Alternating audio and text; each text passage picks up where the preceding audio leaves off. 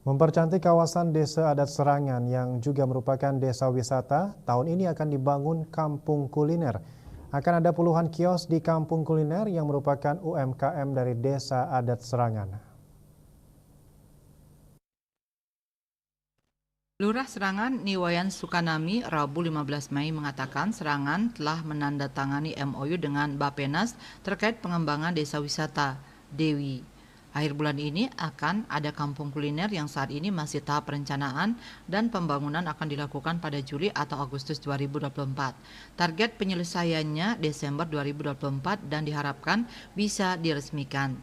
Dengan adanya kampung kuliner maka akan dapat memfasilitasi pedagang UMKM, khususnya yang bergerak di bidang kuliner. Pelaku UMKM tersebut saat ini berjualan di depan Pura Sakenan dan di Jalan Punggawa. Setelah kampung kuliner rampung, pedagang tersebut dapat berjualan lebih nyaman di kios-kios yang telah dibangun. Kampung kuliner yang akan dibangun di lapangan Bulit menghadap ke Taman Bakau yang ada di pinggir pantai sekitar Pura Sakenan. Dengan luas 2-6 hektar, penataan menelan biaya sekitar 6,7 miliar rupiah. Dengan anggaran tersebut, maka kios yang awalnya direncanakan dibangun 52 kios hanya dapat dibangun 26 kios. Kampung kuliner akan masuk sebagai pendapatan dari Bupda milik desa adat. Selain membangun kampung kuliner, penataan juga akan dilakukan di pinggir pantai Serangan. Mengingat di sekitar Jalan Tukad Punggawa ada banyak kuliner yang menawarkan makan di pinggir pantai.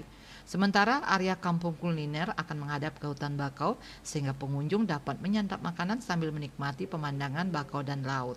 Cita Maya Bali Pos melaporkan.